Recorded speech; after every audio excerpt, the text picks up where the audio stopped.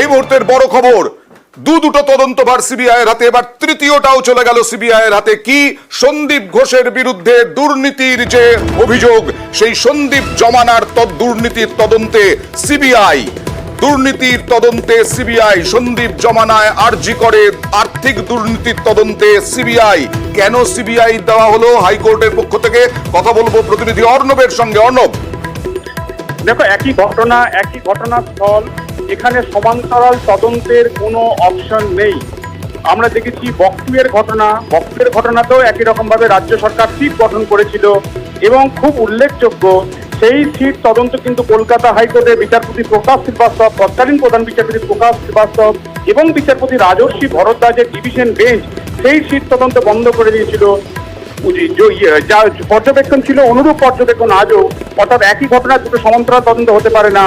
যেহেতু মূল ঘটনা যেখানে সন্দীপ ঘোষের যোগ সামনে এলো, অর্থাৎ এই চিকিৎসকের ধর্ষণ খুনের ঘটনা এবং তারপর রাজ্য সরকারের সিট গঠন, অর্থাৎ তার জামানার, অর্থাৎ সন্দীপ ঘোষের জামানায় আরজি করের যাবতীয় আর্থিক অপরাধ দুর্নীতিগুলো আনার জন্য সিট গঠন করা, এই সিট যদি রাজ্য সরকার গঠন করে থাকে তাহলে সামথিং সাসপিসিয়াস। সেখানে অনুমান করে নিচ্ছে আদালত কিছু না কিছু ঘটনা রয়েছে, দুর্নীতির মতো ঘটনা রয়েছে, তাই সেখানে সিট গঠন করতে হয়েছে। কিন্তু ঘটনা তো একটা, তাই এক ঘটনায় দুটো সমান্তরাল তদন্তকারী সংস্থা তদন্ত করতে পারে না। দুজনের সম্পূর্ণ ব্যাকরণ আলাদা, অর্থাৎ সিবিআই চলে তাদের ম্যানুয়ালে, সিট চলবে আমাদের রাজ্যের তৈরি যে আইন, অর্থাৎ সিআরপিসি অনুযায়ী, সেক্ষেত্রে বেঙ্গল পুলিশ অ্যাক্ট বা এই ধরনের অ্যাক্টে। এই সমান্তরাল তদন্ত দিলে তদন্তের আসল উদ্দেশ্যটাই ব্যাহত হয়। তাই এক্ষেত্রে সিট তদন্ত বন্ধ করে দিল কলকাতা হাইকোর্টের বিচারপতি রাজর্ষি ভরদ্বাজ। কাল সকাল 10টার মধ্যে রাজ্য সরকার 16 তারিখে বিজ্ঞপ্তি দিয়ে যে সিট গঠন করেছিল সেই সিটের তদন্তকারী অফিসাররা সমস্ত নথি এখনো পর্যন্ত যা যা বাজেয়াপ্ত করেছে সবকিছু হ্যান্ড ওভার করবে সিবিআইকে। 3 সপ্তাহের মধ্যে সিবিআইকে তদন্তের অগ্রগতি রিপোর্ট দিতে হবে কলকাতা হাইকোর্টের বিচারপতি রাজর্ষি ভরদ্বাজের বেঞ্চে।